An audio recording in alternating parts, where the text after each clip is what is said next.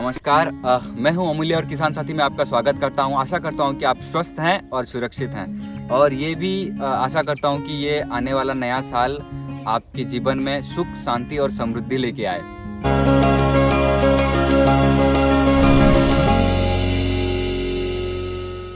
जब भी मैं नेचुरल फार्मिंग के बारे में बात करता हूं तो जीवामृत का जिक्र हमेशा होता है, जो कि नेचुरल फार्मिंग का एक की इंग्रेडिएंट है, जो कि बनता है देसी गाय के गोबर, गोमूत्र, गुड़, बेसन और मेड़ की मिट्टी से, राइट।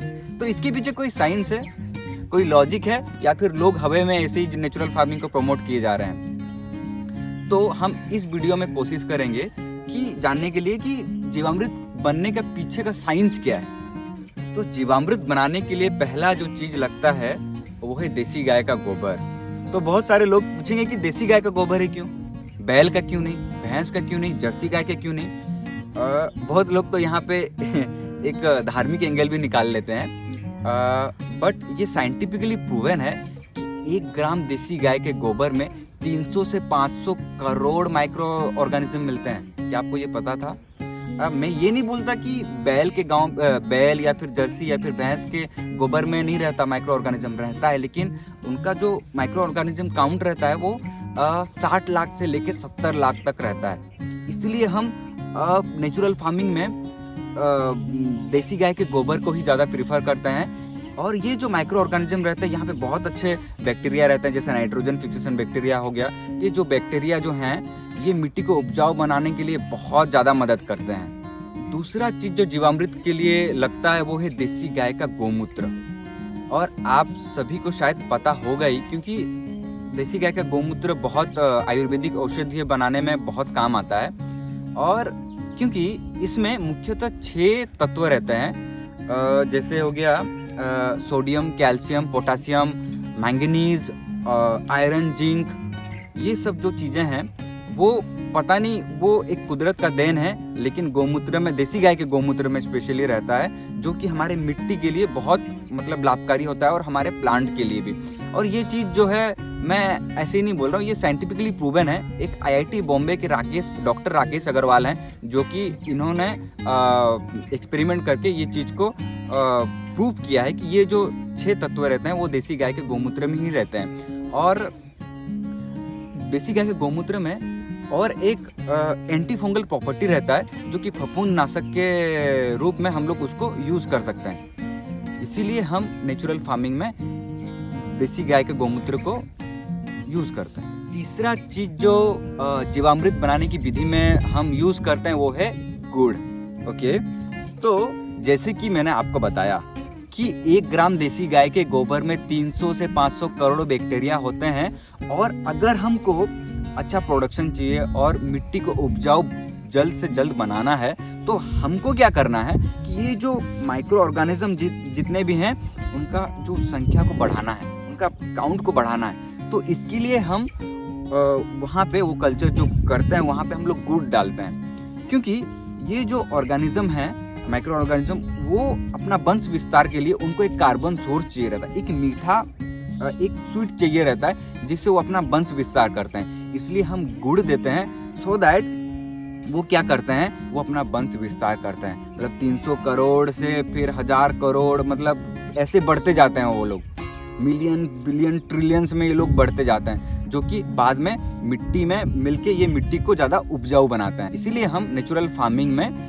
गुड़ का प्रयोग करते हैं। जीवामृत बनाने की विधि में चौथा चीज़ जो हम लोग यूज़ करते हैं वो है लाल चने का बेसन।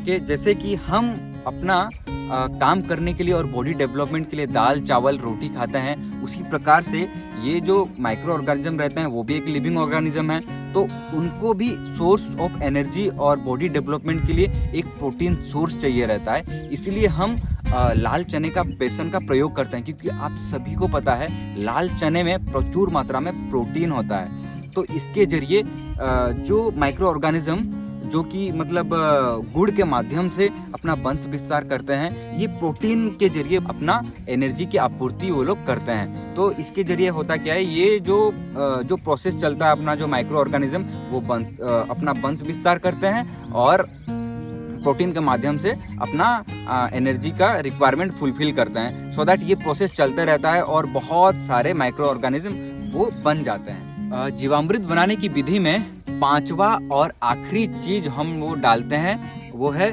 बरगद के पेड़ की मिट्टी या फिर पीपल पेड़ के मेड़ की मिट्टी। तो इसके पीछे का कारण ये है कि आप खुद एक्सपेरिमेंट करिएगा।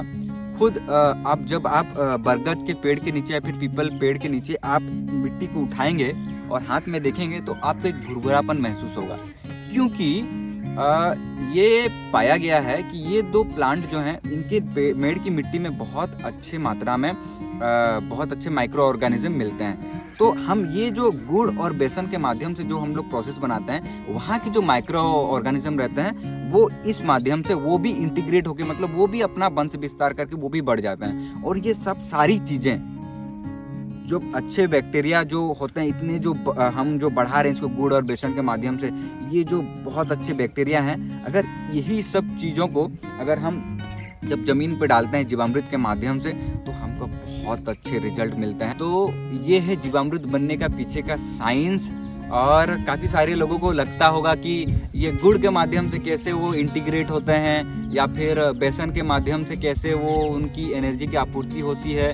तो मतलब इसका एक डिटेल वीडियो हम बाद में बनाएंगे, लेकिन ये एक बेसिक साइंस है जीवामृत बनने का पीछे। तो अगर हम इसका समरी निकालें तो बेसिकली हम जीवामृत बनाने की विधि में करते क्या हैं कि ये जो देसी गाय के गोबर में जो अच्छे माइक्रो ऑर्गेनिज्म रहते हैं उनका काउंट को बढ़ाने के लिए हम गुड़ का प्रयोग करते हैं। और जब ये माइक्रो ऑर्गेनिज्म काम में लग जाते हैं तो उनका मतलब एनर्जी के लिए और बॉडी डेवलपमेंट के लिए हम बेसन का प्रयोग करते हैं। और मेड़ की मिट्टी का हम प्रयोग इसलिए करते हैं ताकि वहाँ पे अच्छे बैक्टीरिया रहते हैं जो कि इस प्रोसेस के माध्यम से वो भी इंटीग्रेट हो जाते हैं। और ये सब चीज़ जो बनता है, और देसी गाय का गौमूत्र हम इसलिए प्रयोग करते हैं ताकि यहाँ पे जैसे मैं बताया था एंटी फंगल प्रॉपर्टी रहता है और 6 मुख्य तत्व रहते हैं जो कि प्लांट और मिट्टी के लिए बहुत लाभकारी होते हैं। और इन सब चीज़ों का मिश्रण जो कि एक बहुत अच्छे बैक्टीरिया का झुंड बन जाता है, जब हम इस चीज़ को हमारे ज़मीन पे डालते हैं, हमारे खेत में डालते हैं, तो हमको बहुत अच्छा रिजल्ट देखने को मिलता है। और यही है जीवामृत बनने का पीछे का साइंस। आशा करता हूँ कि इस वीडियो से आपको नया कुछ जानने का और नया कुछ सीखने का मौका मिला होगा। और इसी तरीके से अगर आप चाहते हैं कि नेचुरल फार्मिंग में कुछ नया जानने के लिए तो प्लीज़ प्लीज़ प्लीज़ हमारे चैनल को सब्सक्राइब करें, लाइक करें, कमेंट करें और शेयर करें। धन्यवाद। Thank you for watching our video till the end. धन्यवाद। जय हिंद, जय जवान, जय किसान।